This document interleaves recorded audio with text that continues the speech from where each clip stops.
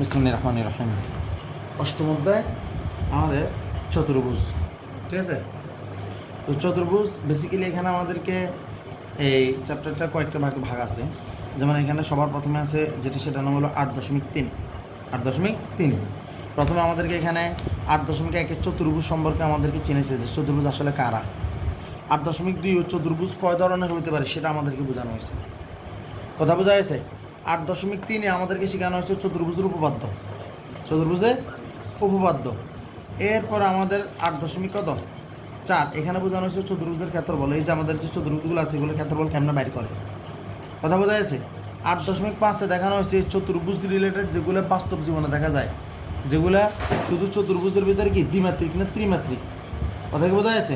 যেমন ধরো ইট, বই, এগুলোরও কিন্তু কি, এগুলো হলো এক একটা পৃষ্ঠতল চতুর্ভুজের মতো, কথা কি বোঝা গেছে এই ব্যাপারগুলা। তারপর আমাদের এই যে 8.1 এখানে এই যে এগুলোতে আমাদের এইগুলা আমাদের সলভ করতে হবে নর্মালি। এটা আমাদের জন্য সবচেয়ে বেশি ইম্পর্টেন্ট। এই যে 15 নম্বর, এটা আমাদের জন্য পরীক্ষা সবচেয়ে বেশি আসে। আর হলো যে এরপর হলো যে সম্পাদ্যগুলা, কথা বোঝা গেছে, ওগুলো হলো 8.2 এর কাজ। 8.2 এর কাজ। তো আসো আমরা প্রথমে অষ্টম অধ্যায়ের এখানে কথা বলি। আমাদের এখানে চতুর্ভুজ নিয়ে কথা বলছি প্রথমে। তো চতুর্ভুজ আসলে কারা। তো আমাদের প্রথম দফায় যে জিনিসটা মাথায় রাখবো সেটা হলো 4টি রেখাংশ দ্বারা আবদ্ধ চিত্র।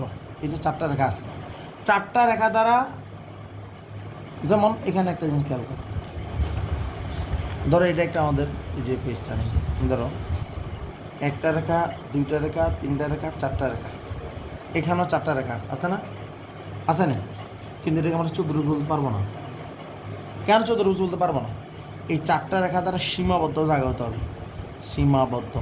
এই 4টা রেখা যদি এমনে বি ওই হেমনে বি ওই আবার এমনে বি ওই এমনে মিলে, এই যে একটা রেখা, দুইটা রেখা, তিনটা রেখা, 4টা রেখা মিলতে পারে না, তাহলে এটা একটা চতুর্ভুজ, ঠিক আছে। এটা যদি সোজাসুজি মিলে যায় তাহলে একটা চতুর্ভুজ। এটা যদি এভাবে আসি, এভাবে মিলে, তাহলে এটা কি চতুর্ভুজ। তাহলে চতুর্ভুজ হলো 4টি বাহু দ্বারা সীমাবদ্ধ জায়গা বা সীমাবদ্ধ ক্ষেত্র। কি বলছি?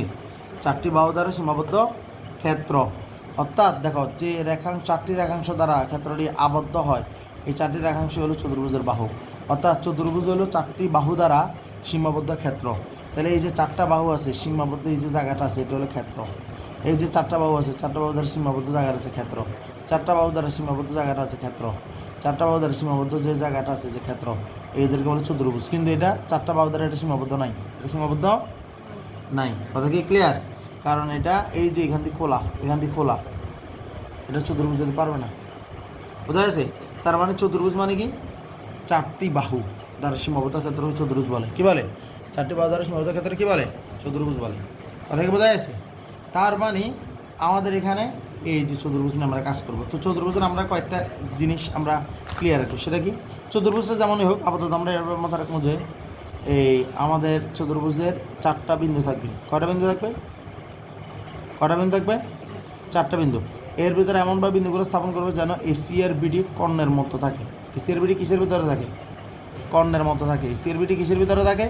কর্ণের মতো থাকে। মনে থাকবে এটা? এসি আর বিডি কীভাবে থাকবে? কর্ণের মতো থাকবে। আমার বিন্দুগুলো যদি হয় এই 4টি বিন্দু, ওদেরকে শীর্ষবিন্দু বলে। 4টায় কী বলে? শীর্ষবিন্দু। কী বিন্দু বলে? শীর্ষবিন্দু। ধরলাম আমার এখানে আছে কত? পি। এখানে আছে কত? পি। এমনভাবে রাখতে হবে যেন পি আর এবং কিউ এস, কী বলছি? পি আর এবং কিউ এস এরা কী হয়? যাতে কর্ণ হয়। এরা কী হয়? যাতে কর্ণ হয়। মনে থাকবো? মনে থাকবে কি না? তার মানে ওদেরকে এমনভাবে সেট আপ করতে হবে যাতে পি আর কিউ এস কী হয়? কর্ণ হয়। কথা বোঝা গেছে? এসিবিডি এমনভাবে রাখতে হবে যাতে এসিবিডি কী হয়? কর্ণ হয়। আমার কথা কি বোঝা গেছে? না খালি আমি বুঝিয়ে বুঝতে যান নাই? এখন এবার আসেন, আমার এখানে একটা জিনিস রাখবো, সেটা কি কি? এগুলো আমরা খেয়াল করবো, এগুলো আমাদের বেসিক জ্ঞান বাড়ানোর জন্য। এটা কি কি? যেমন ধরেন এখানে দেখেন এই যে পি কিউ, এই যে বাহুটা আছে, আবার পিএস বাহু আছে না, আবার এডি যে বাহুটা আছে, আবার এডি যে বাহুটা আছে না, আছে কি না? এই দুই বাহু একক কোণের অধীনে না? একক কোণের অধীনে। তাহলে এই দুইটাকে বলে সন্নিহিত বাহু। এদের কি বলে? সন্নিহিত বাহু। এক মায়ের দুই সন্তান হলে কি তাদেরকে কী বলে? তার বলে সহোদর ভাই। কী বলে? সহোদর ভাই। কারণ সহ উদর। কি বলে? সহ উদর। কারণ একই মায়ের থেকে যদি সন্তান আসে সেগুলো তো ওই মায়ের পেটেই ছিল, রাইট? তাহলে উদর মানে পেট, কথা কি বোঝা যাচ্ছে? তার মানে এইখান থেকে তো ব্যাপারটা হলো যে এটা কি এটা হলো এদেরকে কোনের ক্ষেত্রে কি বলে সন্নিহিত, সহোদর না বলে কি বলে সন্নিহিত, কি বলে সন্নিহিত। এই দুটো সন্নিহিত বাহু, এই দুটো সন্নিহিত বাহু। যেমন এটা সন্নিহিত বাহু না, ডিসি এর বিসি সন্নিহিত বাহু নেই। এই যে এস আর কিউ এরা কি সন্নিহিত বাহু না, বোঝা যাচ্ছে? আবার এটা সন্নিহিত বাহু না, এটা সন্নিহিত বাহু না, কথা বোঝা যাচ্ছে? এই একটা কোণ, এই কোণ থেকে যে দুইটা বাহু সৃষ্টি হবে এই দুইটা বাহুকে বলে সন্নিহিত বাহু, কি বলে সন্নিহিত বাহু। আমার কথা কি বোঝা যাচ্ছে? কথা কি বোঝা যাচ্ছে না? কথা বোঝা যাচ্ছে তো? এবার আসেন চতুর্ভুজের প্রকারভেদ। আমরা এখন চতুর্ভুজের প্রকারভেদ চিনব। চতুর্ভুজের প্রকারভেদ যদি আমরা চিনতে যাই, চতুর্ভুজের প্রকারভেদ যদি আমরা চিনতে যাই তাহলে আমাদেরকে একটু কষ্ট করা লাগবে। সেটা কীরকম দেখেন, ধরলাম চতুর্ভুজের প্রকারভেদ চিনতে হলে খুব ভালো করে খেয়াল করেন। সবার প্রথমে যে জায়গাটা সেটা হলো আয়তক্ষেত্র। সেটা কি আয়তক্ষেত্র? সেটা কি আয়তক্ষেত্র? এই যে আয়তক্ষেত্র দেখেন ভালো করে, তার বিপরীত বাহুগুলা, এই যে বাহু আমরা দিলাম এসিবিডি কর্ণ, এসিবিডি কর্ণ কোনায় কোনায় রাখবো। এসিবিডিকে কোথায় রাখবো? কোনায় কোনায় রাখবো। এই যে এবি বাহুটা আছে না, এবি বাহুটার সাথে সিডি বাহুর কী আছে? মিল আছে না? মিল আছে না? তারা দুটোটা সমান ও সমান্তরাল, দুটোটা গিয়া এবং তারা পরস্পরের বিপরীত না? তাহলে বিপরীত বাহুদ্বয় সমান ও সমান্তরাল, বিপরীত বাহুদ্বয় গিয়া সমান ও সমান্তরাল। এই যে এডি বাহু আছে না, এডি বাহু আর যে বিসি বাহু আছে, এই দুটো সমান ও সমান্তরাল না? সমান ও সমান্তরাল কিনা? এখন সমান্তরাল মানে কি? সমান্তরাল মানে হলো যে রেল লাইনের দুটো পাত যারা কখনো একটার সাথে একটা মিশবে না, একটার সাথে একটা মিলবে না, কথা কি বোঝা যাচ্ছে? তাহলে এই যে এবি আর সিডি এরা বিপরীত বাহু এবং সমান ও সমান্তরাল। কি বলছি? বিপরীত বাহু এবং কি বলছি? বিপরীত বাহু এবং সমান ও সমান্তরাল। আমাদের কলম আর এই তো, যদি বিপরীত বাহু সমান ও সমান্তরাল হয়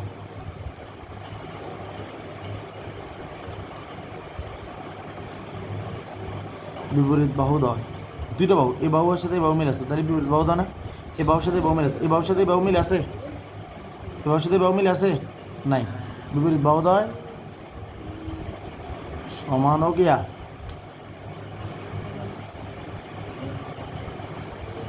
বিপরীত বাহুদ্বয় সমান ও সমান্তরাল। এদেরকে কি বলে? বিপরীত বাহুদ্বয় যদি সমান ও সমান্তরাল হয় তখন দুইটা কথা আসে। কয়টা কথা আসে? দুইটা কথা।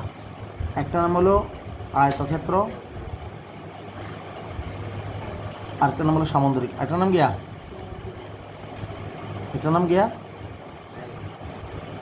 আরেকটা নাম সামন্তরিক। একটা নাম আয়তক্ষেত্র, একটা নাম কি সামন্তরিক। এই দুইটারও বিপরীত বাহুদ্বয় সমান ও সমান্তরাল। তবে আয়তক্ষেত্র হইলে বিপরীত বাহুদ্বয় সমান ও সমান্তরাল পাশাপাশি আরেকটা ব্যাপার থাকবে, সেটার নাম হলো সমকোণ। কি থাকবে? সমকোণ। দেখেন এখানে সমকোণ সৃষ্টি হয়েছে, এখানে কিসের সৃষ্টি হয়েছে? সমকোণের সৃষ্টি হয়েছে। এই দেখেন এখানে সমকোণ 90 ডিগ্রি সৃষ্টি হয়েছে, 90 ডিগ্রি সৃষ্টি হয়েছে, 90 ডিগ্রি সৃষ্টি হয়েছে, 90 ডিগ্রি সৃষ্টি হয়েছে, বোঝা গেছে? আর যদি সামন্তরিক হয়, যদি কী হয়? সামন্তরিক হয়, তাহলে কী হবে? সামন্তরিক হলে কী হবে? সামন্তরিক হলে এরকম হবে। এই দেখেন এই বাহুটা সমান ও সমান্তরাল, এ বাহু আর এ বাহু কী হবে? সমান ও সমান্তরাল, কিন্তু সামন্তরিক। কেমন কি সামন্তরিক? কেন সামন্তরিক? কারণ এখানে 90 ডিগ্রির কোণ উৎপন্ন হয়নি। দেখেন এখানে যদি তাকান, দেখেন এখানে 90 ডিগ্রির কোণ উৎপন্ন হয়নি। কী হয়নি? 90 ডিগ্রির কোণ উৎপন্ন হয়নি। তাহলে আয়তক্ষেত্রের কী হলো যে তারা সমান সৃষ্টি করে। আরেকটা জিনিস হলো যে কর্ণদ্বয় সমান, কর্ণদ্বয় সমান। এই যে কর্ণ এসি বিডি, এই যে এসি এর কর্ণ আর বিডি এর কর্ণ, এদের মান দুটো সমান হবে। এসি এর বিডির কর্ণ কী হবে? মাঝে সমান, হাঁস হইলে হাঁস হইব। কথা কি বোঝা গেছে? এটা তো যদি 10 ইউরো কী হবে? 10 হবে, কর্ণ দুটো সমান হবে। তবে সামন্তরিকের ক্ষেত্রে কর্ণটা সমান না। দেখো এই যে কর্ণটা আছে, এই কর্ণটা যত, এই কর্ণটা তার চেয়ে বড় না? কথা কি বোঝা গেছে? কর্ণদ্বয় সমান নয়, এখানে কর্ণদ্বয় কি নয়? সমান নয়। সামন্তরিক ক্ষেত্রে কি সমকোণ নাই, সামন্তরিকের ক্ষেত্রে কি নাই? সমকোণ নাই। তারপরে কি নয়? এই যে কোণগুলো কি নয়? সমকোণ নাই। তারপর হলো এই কর্ণদ্বয় সমান নয়। কি বলছি? কর্ণদ্বয় সমান নয়, কর্ণদ্বয় সমান নয়। কথা কি বোঝা গেছে? কর্ণদ্বয় কি নয়? সমান নয়। আমার কথা কি বোঝা গেছে? কথা কি ক্লিয়ার? ওকে, এটা হলো এটা। এখন তাহলে আমরা বিপরীত, আমরা আয়তক্ষেত্র চিনছি, সামন্তরিক চিনছি। এটা হলো আমাদের আয়তক্ষেত্র, আর এটা হলো আমাদের কি সামন্তরিক। এটা হলো আমাদের কি সামন্তরিক। এরপর যে জিনিসটা আছে সেটার নাম হলো রম্বস এবং বর্গ। রম্ব এবং বর্গ, রম্বস এবং বর্গ। সেটা কীরকম দেখো, বর্গটা কীরকম দেখো,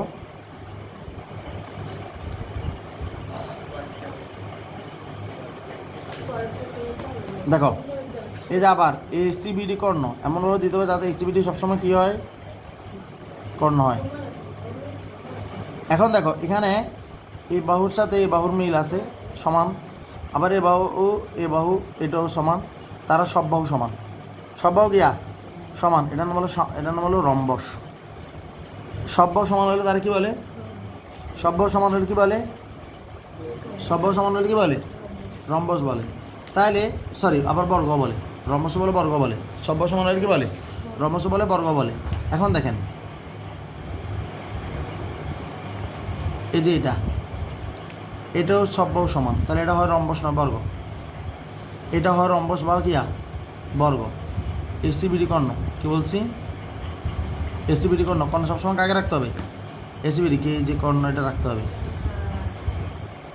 এই যে এসিবিডি কর্ণ রাখতে হবে, এসিবিডি কর্ণ রাখতে হবে। মাথা রাখতে হবে এদের কি সব বাহু সমান, এদের কি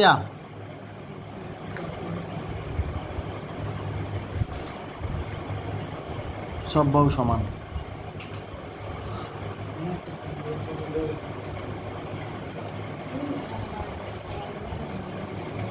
বিপরীত বাহুদ্বয় সমান্তরাল, বিপরীত বাহুদ্বয় সমান্তরাল, বিপরীত বাহুদ্বয় সমান্তরাল। তোমরা কি আমার কথা বুঝতেছ?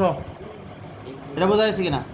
এখন বিপরীত বাহুদ্বয় সমান্তরাল এটা আমরা জানি, তবে 3 নম্বরে কথা আছে, কর্ণদ্বয় যদি সমান হয়, কর্ণদ্বয় পরস্পর কি হয়, কর্ণদ্বয় পরস্পর সমান হয়। কর্ণদ্বয় যদি সমান হয়, দেখেন এই যে কর্ণ, এখানে এসিবিডি কর্ণ না, এই কর্ণদ্বয় যদি পরস্পর সমান হয়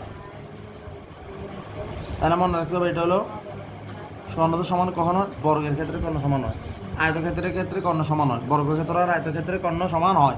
রম্বস সামন্তরিক এদের কর্ণ সমান হয় না, এদের কর্ণ কি হয় না, সমান হয় না। কর্ণ সমান হয়, বোঝা যাচ্ছে? কর্ণদ্বয় পরস্পর সমান হয়। যখন কর্ণদ্বয় সমান হয় তখন এদের নাম কি, এটার নাম হলো বর্গক্ষেত্র। এদের নাম কি যখন কর্ণ সমান হবে এটার নাম কি হবে, বর্গক্ষেত্র। আর যদি কর্ণ সমান না হয়,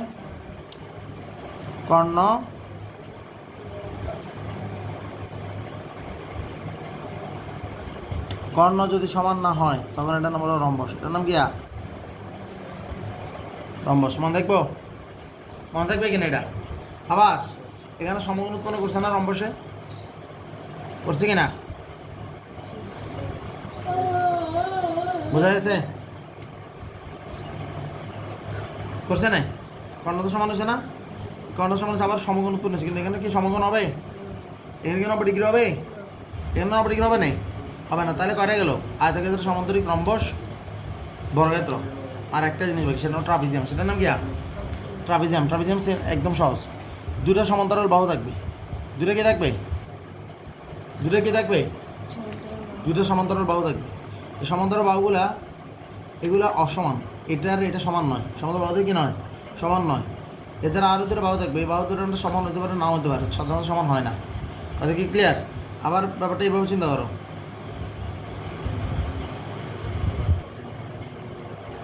এরকম হইতে পারে। কথা কি বোঝা গেছে? যদি 4টা বাহু থাকে এবং 2 বাহু সমান্তরাল হয়, আবার বলতেছি 4টা বাহু থাকে, কি বলছি,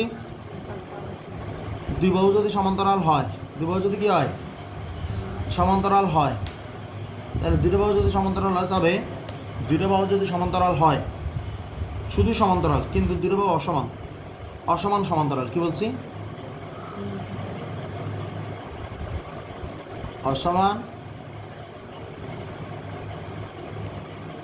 অসমান সমান্তরাল, কি বলছি, অসমান সমান্তরাল, তখন তার নাম হলো ট্রাপিজিয়াম। তার নাম কি,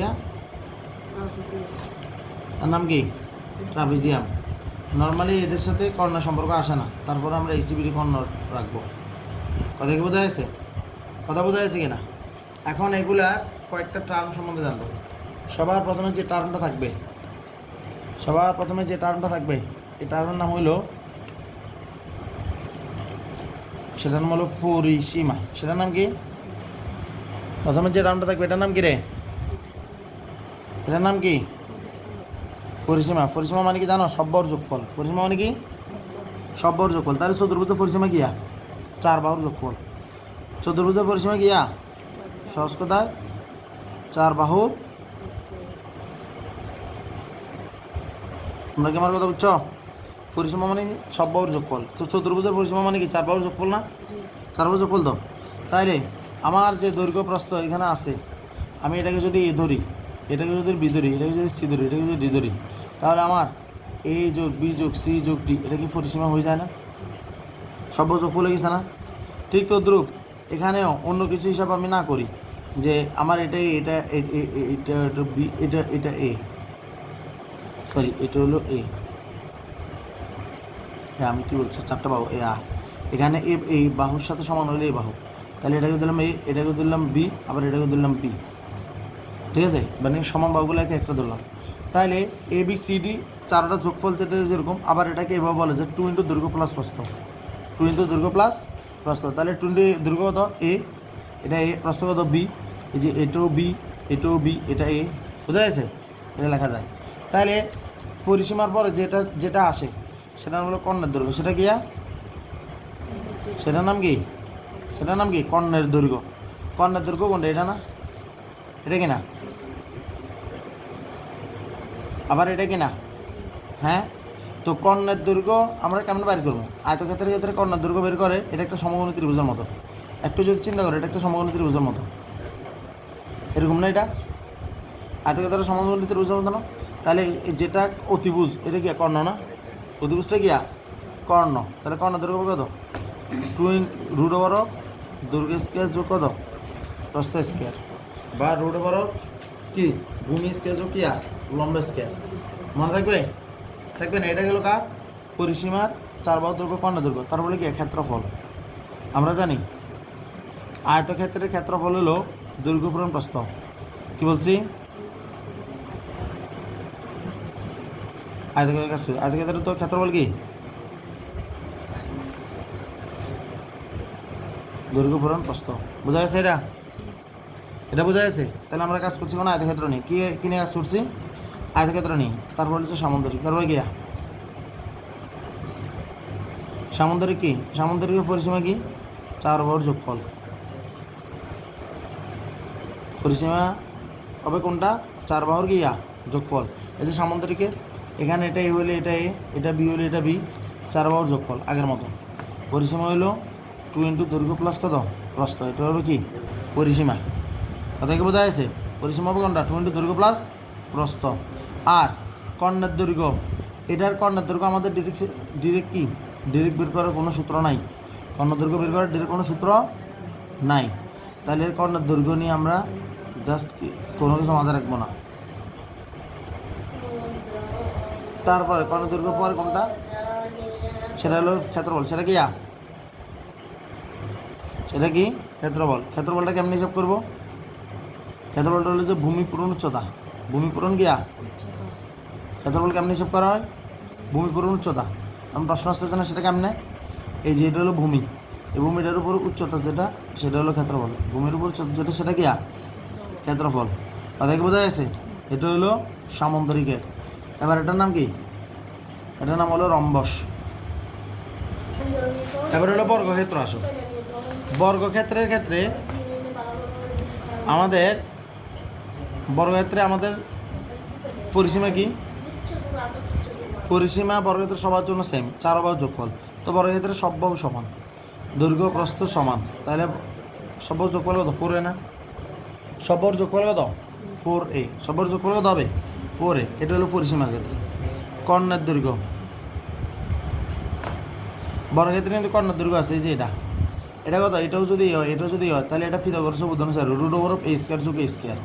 কর্ণের দৈর্ঘ্য কী হবে? পিথাগোরাসের উপপাদ্য অনুসারে কী হবে? রুট ওভার এ স্কোয়ার যোগ এ স্কোয়ার, যেটাকে আমরা বলতে পারি কত 2a স্কোয়ার। দুইটা স্কোয়ার না এখানে, তাহলে আমরা যদি বর্গ করি তাহলে √2 থেকে যাবে, এর উপরে বর্গমূল করলে এ স্কোয়ার বর্গমূল করলে এ, তাহলে √2a। এটা হলো কর্ণের দৈর্ঘ্য, বুঝা গেছে? এটা হলো কিসের দৈর্ঘ্য? কর্ণের দৈর্ঘ্য। আরেকটা ব্যাপার আছে, সেটা হলো ক্ষেত্রফল। সেটা কি? ক্ষেত্রফল। ক্ষেত্রফল কি আমরা জানি, বর্গক্ষেত্রের ক্ষেত্রফল হলো বাহু স্কোয়ার। বর্গক্ষেত্রের ক্ষেত্রফল কত? বাহু স্কোয়ার। যে বাহুর মান থাকবে সেটার উপরে ঘন করে দেবো, যে বাহুর মান থাকবে সেটার উপর কী করে দেবো? ঘন করে দেবো। এটা হলো কি বর্গক্ষেত্রের ক্ষেত্রফল। কোথায় বোঝা গেছে? বোঝা গেছে? এবার হলো সামন্তরিক, এবার হলো রম্বস। রম্বসের পরিসীমা কি? 4 বাহু যোগফল। রম্বসের পরিসীমা কি? 4 বাহু যোগফল। তবে কর্ণের দৈর্ঘ্য কিন্তু তার বের করা যাবে না নর্মালি, কর্ণের দৈর্ঘ্য নর্মালি বের করা যাবে না। তার ক্ষেত্রফল কি জানো? কর্ণের ক্ষেত্রফল হলো হাফ ইন্টু রম্বসের ক্ষেত্রে। রম্বসের ক্ষেত্রে ক্ষেত্রফল হলো হাফ ইন্টু কর্ণদ্বয়ের গুণফল। হাফ ইন্টু কর্ণদ্বয়ের গুণফল। ওর কর্ণ দুটো আছে না, একটা ওদের উপর D1, একটা ওদের উপর D2। কথা বোঝা গেছে? তো হাফ ইন্টু কর্ণদ্বয়ের গুণফল হলো কি? রম্বস। হাফ ইন্টু কর্ণদ্বয়ের গুণফলটা কি? Rhombus. Half into D1 D2। বোঝা গেছে আল্লাহর মধ্যে? বোঝা গেছে? এটা হলো রম্বসের ক্ষেত্রে। এবার বাকি বিষয় একটা, সেটার নাম কি? ট্রাপিজিয়াম। সেটার নাম কি? ট্রাপিজিয়াম। সেটার নাম কি? ট্রাপিজিয়াম। 4টি অসমান সমান্তরাল বাহুদ্বয়, 4টি অসমান সমান্তরাল বাহুদ্বয় দ্বারা গঠিত যেটি, সেটা নাম হলো ট্রাপিজিয়াম। এখন দেখেন, এই যেটাকে আমরা ট্রাপিজিয়াম বলতেছি, ট্রাপিজিয়ামের ক্ষেত্রে এই যে পরিসীমা কি? সব বাহুর যোগফল। পরিসীমা কি? সব বাহুর যোগফল।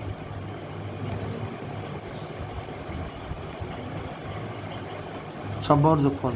আর কর্ণের দৈর্ঘ্য, এখানে আসলে কর্ণের দৈর্ঘ্য বের করে টাফ। কথা কি বোঝা গেছে? কর্ণের দৈর্ঘ্য দরকার নেই, ক্ষেত্রফলটা দরকার। ক্ষেত্রফলটা সেটা কী হবে? কর্ণদ্বয়ের হাফ ইন্টু, না ক্ষেত্রফল হবে এই, হ্যাঁ ঠিক আছে, হাফ ইন্টু সমান্তরাল বাহুদের যোগফল। সমান্তরাল বাহু একটাকে ধরবো এ, আরেকটা ধরবো বি, ইন্টু এদের মধ্যবর্তী দূরত্ব, যেটাকে আমরা এইচ বলি। বোঝা গেছে? এটা হলো আমাদের ট্রাপিজিয়ামের ক্ষেত্রফল। এটা কি? ট্রাপিজিয়ামের ক্ষেত্রফল। কথা কি বোঝা গেছে? এখন এবার আসেন, আমরা যদি এখানে যদি আমাদের ইয়াতে দেখি, আমাদের যদি চতুর্ভুজের প্রকারও দেখি, প্রথমে আছে সামন্তরিক। সামন্তরিকের দেখবেন প্রত্যেকটা কথা আলোচনা হয়ে গেছে। তারপর আছে কি? সামুদ্রের পর আছে আয়ত। কথা বোঝা যাচ্ছে? তো তার মানে মাথায় রাখবেন, যেটা সামুদ্রিক তাই একটা আয়ত। সামুদ্রিক একটা কি? আয়ত। সামুদ্রিক একটা কি? আয়ত। আয়তের সীমাবদ্ধ দেখো, আয়তের 4টি গুণ সমগুণ। বোঝা গেছে? রম্বস আমাদের কি সামুদ্রিক? পরীক্ষা আসবে রম্বস কেমন? রম্বস একটি সামুদ্রিক। প্রথম বলে সামুদ্রিক একটা আয়ত, রম্বস একটি সামুদ্রিক। কি বলছি? কি বলছিলাম? সামুদ্রিক একটি আয়ত, একটি সামুদ্রিক, আর রম্বস হলে কি? একটা সামুদ্রিক। অর্থাৎ আমরা যেটাকে আয়ত বলি, আয়ত সামুদ্রিক। আমরা যেটাকে রম্বস বলি, রম্বস কি? একটা সামুদ্রিক। কথাটা মনে থাকবে? এরপরে আসেন, বর্গ একটা সামুদ্রিক। বর্গ যেটা বলতে, বর্গ একটা কি?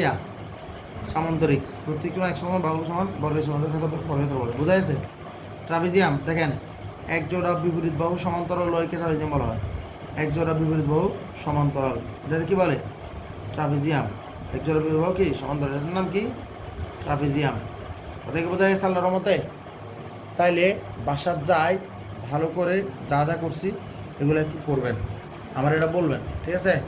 আসসালামু আলাইকুম।